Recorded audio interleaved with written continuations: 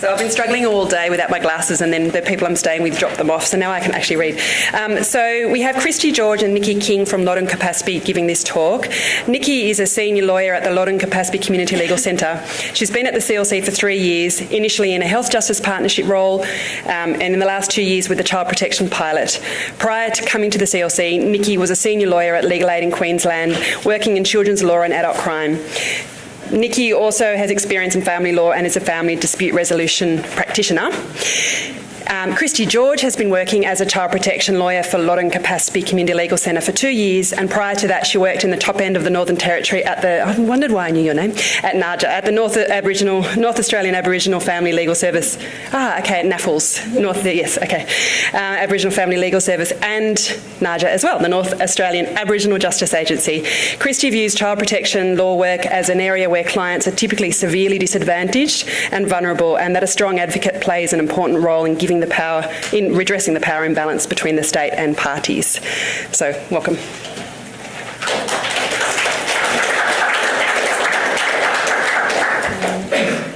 Okay, you know how to click on that? Yep. Okay. Yep. Okay, thanks to Ken for that fantastic presentation. I think it was sounds like an amazing service, and I think one that we're quite envious of. I think when you hear about our model, it's very much focused on court-based litigation work. So, yeah, it was certainly really fantastic to hear about that. We acknowledge the Ngunnawal people as the traditional custodians of the land on which we meet today. We pay our respects to their elders, past and present. In doing a presentation on child protection issues, it's with some sadness that we really acknowledge the continuing and particular impact that these issues and associated government policies have for Aboriginal people, who are really significantly overrepresented in the child protection system.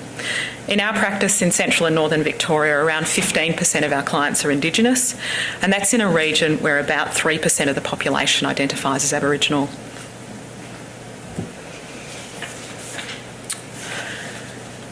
We wanted to start by providing a bit of general background about our service and more broadly of the landscape in which clients may become involved with child protection services. So our community legal centre is a generalist community legal centre located in Bendigo, which is in central northern Victoria, about 2 hours northeast of Melbourne. Our centre has a number of specialist programs, including family violence duty lawyer services, a health justice partnership, a child protection program, and a community partnership involving a lawyer and project worker based in Maryborough, which is also in central Victoria. The child protection pilot that employs both Christie and I has been funded by Victoria Legal Aid to specifically deliver child protection and related legal services to clients in central and regional Victoria. The pilot project offers advice, duty lawyer and case worker services and community legal education to clients across central and northern Victoria.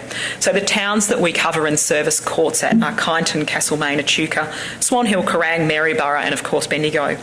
Christie's going to talk a bit more about the pilot model later on.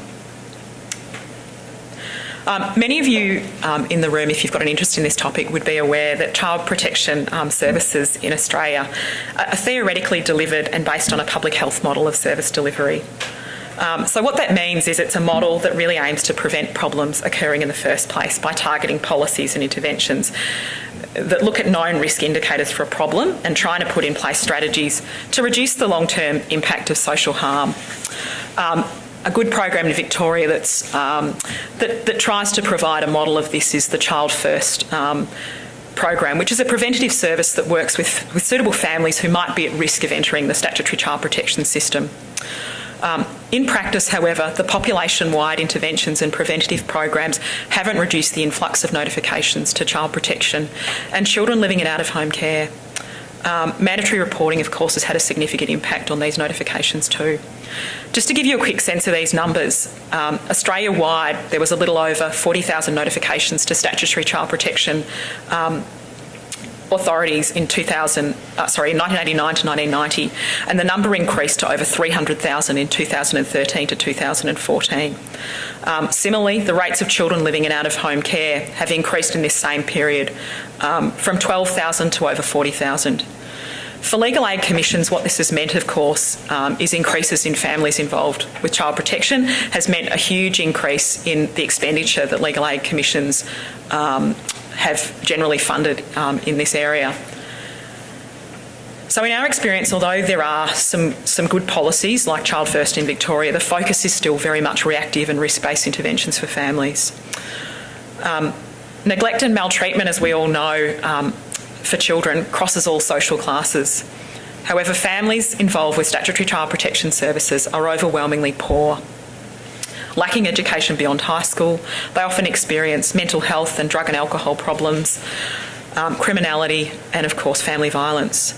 Population-based approaches to these problems are premised on inclusion and strong communities, but many clients involved with statutory child protection services are disenfranchised. They're often isolated from social networks and structures that can then buffer them against state intervention into the family unit. It's been our experience throughout the 2 years of the pilot that there's a significant opportunity for advocacy, like you've heard from Ken, whether that be a lawyer or social worker or some other advocate before and after the court part of a matter has ended. Traditionally, however, critical services, particularly family services, don't really see a role for lawyers or associated advocates outside of court. That's been our experience. So a question that we've really grappled with throughout this pilot has been how we can try and reach these clients earlier, how do we keep them engaged, and how do we continue to work with them following the making of an order to make sure that there is actually a successful outcome. There are some significant challenges engaging clients in this space and keeping them engaged. Before starting the delivery of child protection services, our Community Legal Centre engaged with most key local stakeholders, particularly all services delivering Child First programs and family services programs in our region. We talked to them about the importance of clients being referred early for legal advice. So at the time a notification's made to the department, that's an important critical point for legal advice, and the importance of post-order compliance to make sure that conditions on orders are followed up and are being adhered to by clients, but also by the department, because of course the department has an obligation to make sure those conditions are complied with. We talk to providers about the scope and flexibility of our service to work a little more holistically with clients. In practice, however, a majority of our referrals continue to occur at a time when litigation has been initiated, by which stage children have already been removed from their family. So changing the way that lawyers are perceived by key stakeholders will take time. We have, however, seen an increase in referrals from other sources and client self-referrals throughout the duration of this pilot. The system, of course, is however structured as an adversarial model where responses are still very much crisis-driven and legal services typically only become involved when kids have been removed from a parent's care. I just wanted to provide a quick example where we will continue to work with a client following the making of an order and just how important this post-order work is. So our client in this particular example is a teenage mum. She was pregnant as she transitioned out of out-of-home care herself. She returned to live with her biological parents who are considered responsible for harm against our client and her siblings as a child. The baby was removed from our client at the hospital. A number of services and our own service worked intensively with this client, and there were multiple contested interim issues before the matter finally resolved unopposed with a short reunification order to our client. The client's very vulnerable, so of course she's young. In addition to this, she doesn't have stable housing. She's got significant trauma from her time as a child in care. A similar story to the lady that Ken spoke of, in that multiple placements, sexual abuse in care, borderline intellectual disability. She was heavily reliant on professional supports. So it was really critical that this matter's actively case managed by the department so this client's got the best possible chance of a successful outcome. It's interesting to note that about a third of matters in Victoria are unallocated to a dedicated caseworker at any one time. So that means there's often no one actively managing a matter and making sure that those conditions on orders are complied with. This client regularly texts and calls us about contact and other issues, and we've been able to work closely with her and also her leaving care worker to make sure that the support's targeted to give her the best chance of having her daughter home. So it's particularly important to get a successful outcome in this kind of matter, because there's time frames for parents now regaining care of their child in Victoria. So that's following significant amendments to the legislation that became operational in 2016. So these essentially provide some fairly strict timeframes and then limit the ability of the court to provide orders that then promote reunification. So there's only 1 year now in Victoria and a second year if there's compelling circumstances for a parent to address those protective concerns and get their child home. So in Victoria, Victoria Legal Aid funds the overwhelming majority of legal services for children and families in the family division of the Children's Court. There's been significant increases in grants of aid in child protection. So there was a 9% increase in 2015, 15% in 2016 and 17% is the expected increase this year. It's also recognised that involvement with child protection is a really significant catch point for clients who are going to go on to become frequent users of the court and justice system. So it's especially the case for young people. Many of you probably have heard this expression, the care to crime continuum. So legal practitioners typically working in child protection have large file loads. They need to be at court most days to respond to order breaches and new applications. It really just leaves very little time for post-order compliance work or pre-order work with clients and making sure that clients remain connected to the services that they need. Victoria Legal Aid has wanted to tackle service delivery differently, and the pilot has been one way of trialling a slightly different model. So in Bendigo, where we're based, some of the issues have been that there's quite a small cohort of lawyers doing this work, which has meant there's often conflict issues, and sometimes clients have been unable to secure representation at all, or they have to secure someone to come from Melbourne for their matter. Just a bit of background about the funding for the pilot. So prior to the pilot being funded, our centre was already doing some child protection work through our health justice partnership with Bendigo Community Health Services. So in this role, we were able to do some court work for clients with current applications in court who'd been referred into the service, usually by a family services worker or an alcohol and drug worker. We also assisted clients who were ineligible for aid, and at the time they didn't have good prospects of, at that stage the test was retaining or regaining a child in their care, but they might have had contact or other issues to agitate. We also assisted with administrative reviews and merits review at VCAT. So in 2015, Victoria Legal Aid funded our service and the Women's Legal Service to provide child protection and related legal services on a salaried basis as an alternative to the current system. One of the aims of the pilot was to see whether the services could address clients' complex and interrelated children's law and related legal issues by providing targeted, timely and continuous services. We have some ability to provide continuous services for clients, and Christie will talk more about some of the challenges and what can stand in the way of this in an area where we're often at court several days a week. I just wanted to provide an example of a client that we have been able to provide this continuous service delivery for. This is a mother that we assisted. We actually got the referral through the Health Justice Partnership in 2015. We assisted her with the court part of the proceedings. A supervision order was made, so an order preserving the children in the family unit with the client and her de facto partner. The order was allowed to lapse. During that time, we started proceedings in the Federal Circuit Court for parenting orders as the biological father of the children had been released from prison, was wanting some unsupervised time with the children, so there was a significant issue and dispute necessitating the application. So shortly before bringing the initiating application in the Federal Circuit Court, Child Protection got involved with this client again as a result of drug use, and the children were removed from our client's care for about 3 weeks.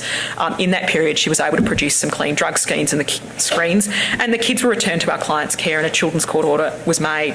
This order effectively held the parenting proceedings in abeyance.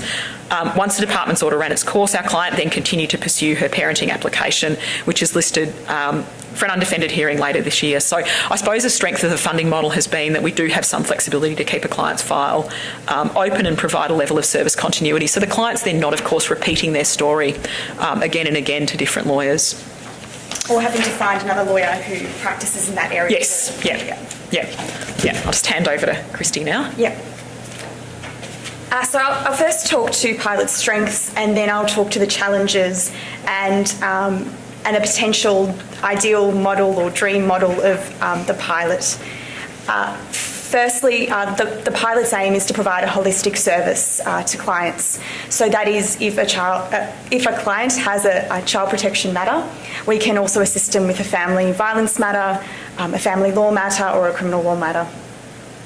The pilot's provided funding for 2 lawyers, but in saying that, it's given us an opportunity to increase capacity throughout the legal team to do this work, and has also, I think, allowed us to be more switched on to the child protection issues.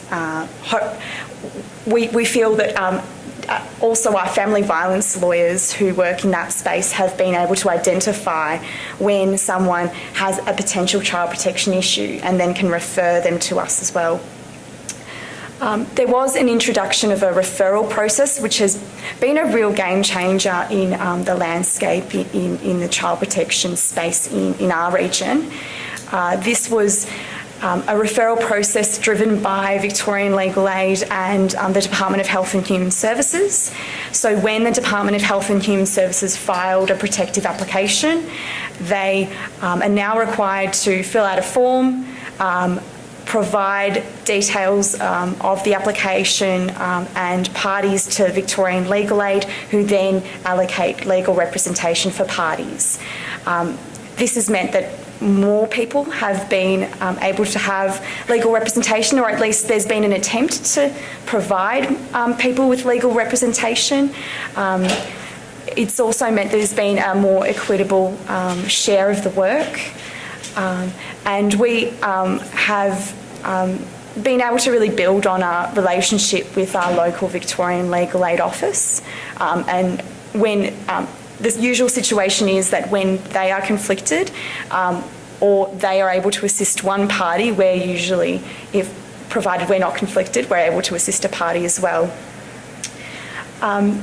The pilots allowed us to broaden our priority client groups. So we're a generalist service, but this work, we have been assisting parents and children, and historically we have not been assisting children in their legal matters. So that's been, we've been able to broaden then our client group to assist children and provide legal representation to children.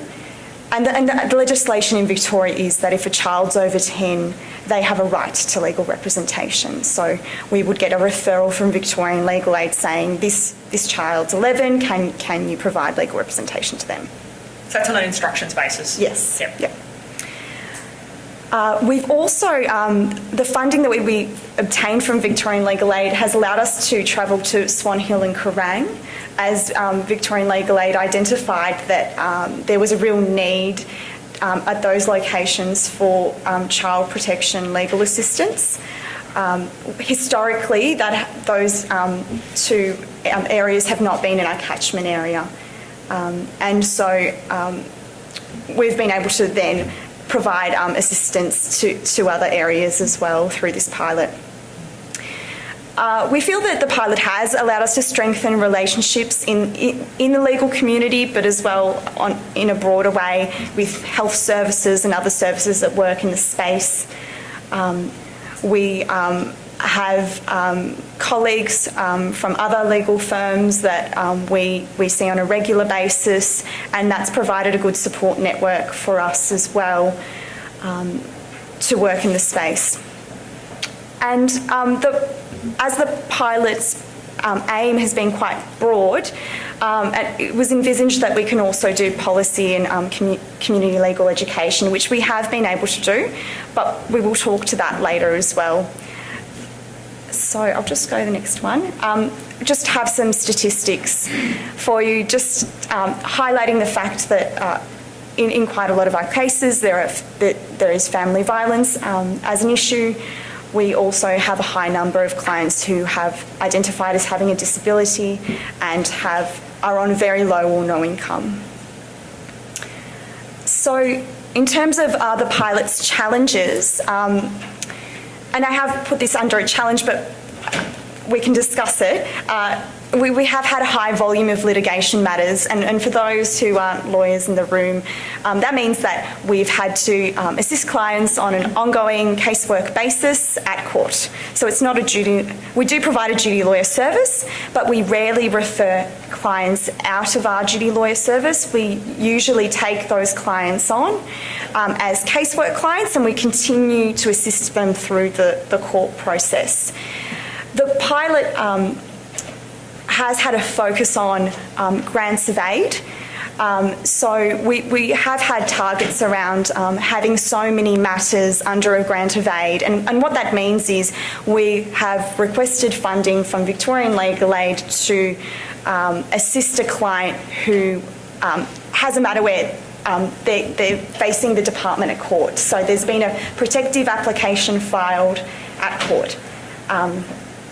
So the challenge of having a high volume of litigation matters means that you're at court a lot, and it doesn't allow for a lot of space to do other work such as pre-court work, so providing assistance before matters go to court. So maybe there's been a report to the department and a client wants legal advice or assistance at a meeting with the department. We have been fairly limited in post-court work, so that's when once an order's been made and a client would like. We have been able to do that work, but we've been fairly limited in how many clients we can assist post a court order. The other reflection that we've had is that we have done policy work, but we feel that if we had a balance of litigation matters, then we would be able to have more time to do policy, potentially more community legal education. I will talk to that soon. And I think the period of the pilot's been one of significant legislative change in Victoria, so there has been a really great opportunity for us to have done more policy work, and I think we've got a lot of great case examples that we can contribute.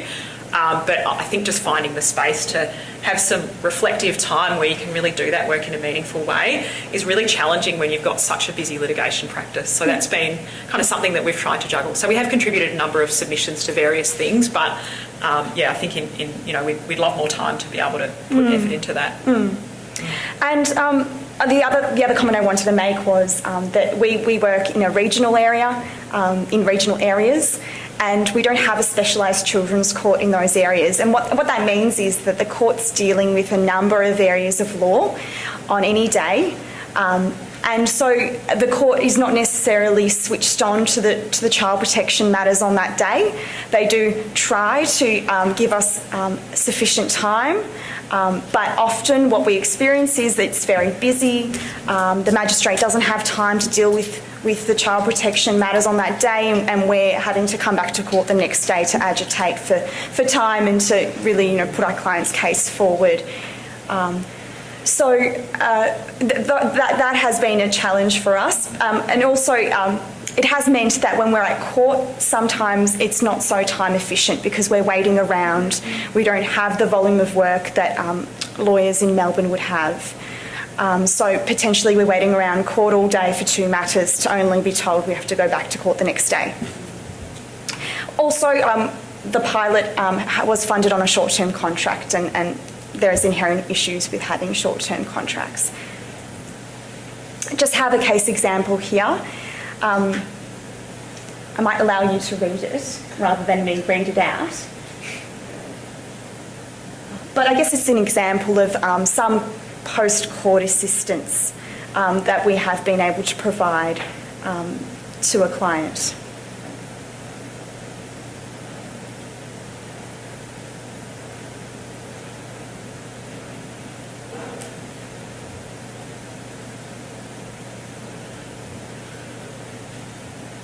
And this case example was pulled from our evaluation draft document, which hasn't been finalised as yet. So I will speak now. Sorry, hopefully everyone read that. But I will speak now about the evaluation. So the Victorian Legal Aid have funded an independent evaluation, which commenced in September 2016. It's been a mixed methods approach, which has meant that they've looked at and reviewed data that we've collected, which is data that we've collected within our own CLC, that Celsius now class, but as well the Victorian Legal Aid database too, which is Atlas. They also spoke to stakeholders, clients. They also did a costing analysis of how many clients we assisted and then thinking about how much cost that would have been if it was privately funded. We did have a monitoring and evaluation framework that we developed earlier prior to the pilot. And we did our own client surveys as well. We surveyed 30 clients, which isn't a large pool of clients, but I think we did contact double of that amount, so there was an attempt to get a larger pool of clients. And we provided that feedback, that survey feedback, to the independent evaluators and Victorian Legal Aid. And it was overwhelmingly positive. It was around 80% of clients feeling satisfied with the service that we provided. And around that mark as well, clients said that they felt like they understood the advice that they were given. So it was nice to be able to provide that feedback to the independent evaluators as well. Was there anything you wanted to add about the evaluation? It's still, the evaluation's still being finalised. There has been a draft version, and some of the recommendations around that we think will be recommendations in the final report is that if this pilot were to be rolled out to other CLCs, that there should be longer term contracts, that there should be it should be a collaborative process with Victorian Legal Aid and the CLC, and staff training, and that was really the gist of the recommendations. I think there was some discussion about how the model might be broadened out to perhaps allow for some more holistic practice. So this is where we talk about what an ideal or dream model could be, or just a different model. And it's interesting to hear about the role of an advocate in this space. We're very interested in that. We think there's definitely a role pre and post court for an advocate to attend case planning meetings with clients, ensure that the department's offering all the services available to the family, and also because of the timeframes that we're within the legislation in Victoria, making sure that when there's an order and there's this really strict time frame of reunification, that all the steps are taken and departments being proactive and the clients being proactive to make sure that reunification does happen. We would like to see a model that maybe has more of a balance. We think you do need to have a level of litigation matters, because that will allow you to have experience and knowledge and be able to advocate better. But a good balance where you can do that and policy and maybe develop some community legal education materials. I don't know if we're being too optimistic. And I think the other thought we had talked about was if there was a dedicated family lawyer and lawyers practicing in complementary jurisdictions that are working alongside you that can really ensure that kind of continuous service can be delivered, because it's quite hard to, the pilot envisaged that there would be a significant number of parenting matters that would arise out of this client base. But I suppose in part it's because of the length of the pilot, but we haven't seen such a great number of parenting matters. And it may be that we're starting to see them now, but I think then having the dedicated space to be able to be responsive to that level of correspondence that you need in a parenting matter. You really need someone in the office managing all of that. It's really hard when you're in court a couple of days a week to actively manage probably more than about a handful of parenting files. So that's been a challenge. And when we think of what a good client outcome is, we think it's a model that allows you to be holistic with the client. It's a model that means the client understands what their responsibilities are, what the department's responsibilities are, and then feels that they can make informed decisions about the process. And so, we think that there is a role to play for advocates, and there's also a role for us to be able to do more kind of strategic policy work as well.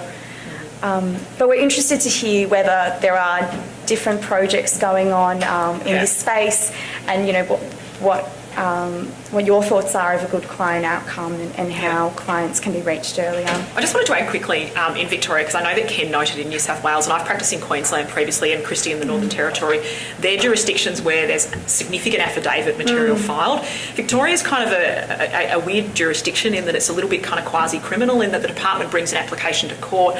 There's often very little information. There's a very short information document that's provided to the parties and disclosed to the court. There's often some notes that have talked about what the significant risk issues are, and then you have an opportunity to essentially argue from the bench about why you say the child is not at an unacceptable risk if they were to be returned to a parent's care. So it's really assertion and counter-assertion, and the evidence at that stage is not the best evidence. And I think, generally in Victoria, affidavit material is not filed. So it's been a huge change of practice for us.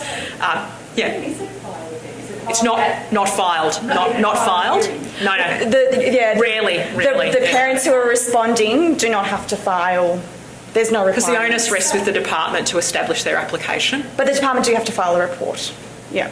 So multiple reports filed by the department, but then I suppose the issue is, the quality of that evidence, when of course departmental evidence is full of hearsay. Yeah, there's totally pros and cons, and we, understand that, having acted in jurisdictions where, you're frantically filing material all the time. So when we kind of say we're at court with lots of matters, you're doing a lot of court advocacy, which is great and has been a great experience for us.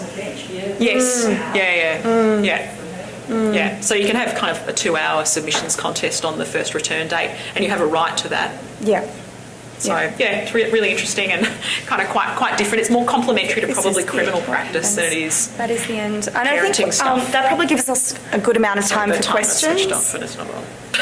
Does it give us heaps of time for questions, which is great, since there's going to be a lot of questions. Yep. And Ken, if you want to get up as well. Would you guys like to sit down rather than stand up? Because you, Chris, in particular, you didn't even have anything to lean on that whole time. So I don't know if you sit down. All good. But if Ken can come out the front maybe and just have a bit of a chat. Sure. I'm happy to stand.